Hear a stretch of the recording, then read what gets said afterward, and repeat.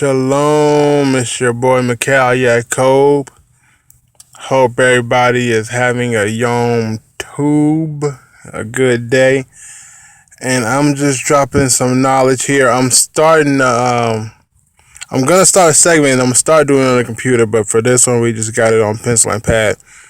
I've been, a lot of the Hebrew writing that I do when I study it, I like to write it back in the pictograph form. Mainly just because the pictograph kind of gives a more visual presence than just the quote unquote the written or the modern Hebrew does. So what I'm doing, I'm just kind of putting these things in a pictorial standpoint, and in this case, I'm going back and studying the word serve, which is ibed, and looking over that again. I did a video on it before, but I'm just revisiting it. Opening it up some more and kind of seeing what what more it might entail. So let's just look at it. At the top of this is Ibed Mekum. Iber Mekum, and that stands for Eber place or Eber space, and that's just gonna be a series I use. I'm gonna try to use like pictorial and kind of image driven stuff to kind of portray the Hebrew scriptures, basically. So anyway, we're starting with Genesis 2:5, and in English this says, and this is the end part of it, and there was no man to till the ground. Uedem ayin la ibed eth ha-adama. There was no man to till the ground, basically, is what it says. And what that means is I'm looking at the word serve, which is this word ibed, or that means to serve, to ibed, or control ibed. And the ibed down here, we got it broken down.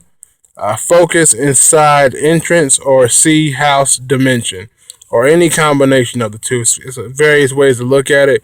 But these two words together, the I and the bet, I shared in the last video, it does mean envelop or cloud or encompass or surround. And then you surround the gateway or the dimension. And going down a little further, I kind of drew a little bit of imagery to it so you can kind of get it in another perspective, because there's always more than one way to look at the Hebrew scripture. I personally feel that deeply. There's always more than one way to look at the scriptures. So I drew in the narrative, like I put all these three characters and I kind of drew a scene with it. And I have the I, and then I have the bet as the house, and then I have the interest of the house. And so the I is looking for an entrance into the house, basically.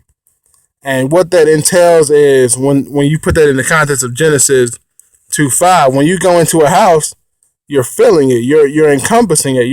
When you go into a house, you're making it yours, or you're putting your presence into it. So when Genesis 2:5 reads, there was no man. In English, it says there was no man to till the ground, and that kind of puts it into the servitude state of mind.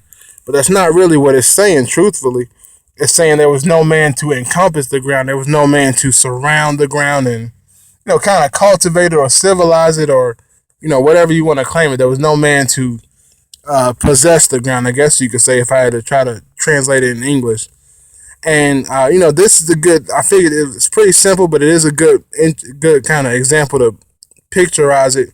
You have the eye, and the eye is looking around, and it notices the house, and obviously it enters into the house because the house is pleasing, or the eye wants whatever's in the house.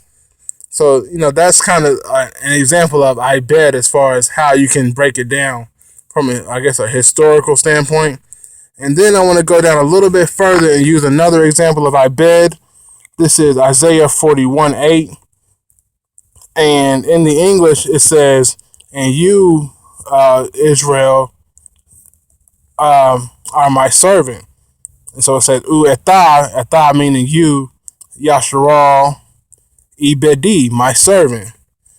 So that's another interesting perspective, because it's saying, it's taking this word ibed, it's taking it and giving it a whole new meaning, because it's not talking about it's still the same word ibed, but it's not. And here it's In Genesis 2:5, it's a verb.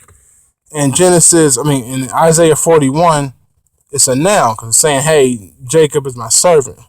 But here it's saying, it's a verb, it's action. So this is the same word. The English gets this completely. They kind of throw it around, and we don't understand the difference between the two.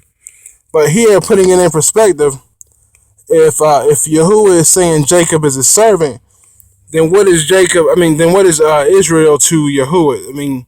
Technically speaking, we could say that if Israel is the bed in this case, and the bed in a pictorial standpoint, then could we not say that Yahuwah is the eye and Israel is the house, and Yahuwah enters into Israel the house, and we get that whole the whole saying that Yah working through you and all that kind of stuff. So that's a very interesting perspective to put on it.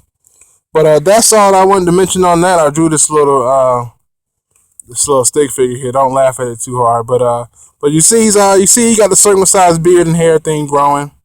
He's got the leb, so that would be his force of entrance. So when Yah is claiming that Israel is his servant, then the bet would be where Yah enters into from here, where Yah's eye enters into would be the bet, or the leb is the force of the house, which is the heart.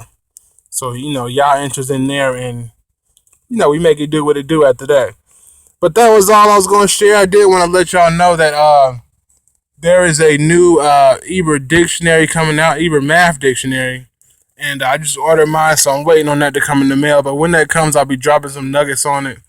And definitely look for some more videos for me, because I'm going to be putting a lot of more stuff out, because it's a good time to be in learning mode, and just be real learners, as as the scriptures say, study yourself approved, and get knowledge with all things. So I'm definitely going to be sharing some more. So definitely be in lookout for the Eber Mekun. I'm going to drop a website for it, and a lot of good things I got planned for it. So that said, this is McCall. Definitely appreciate y'all checking me out, and shalom and ahab, and I'll see you soon. Shalom.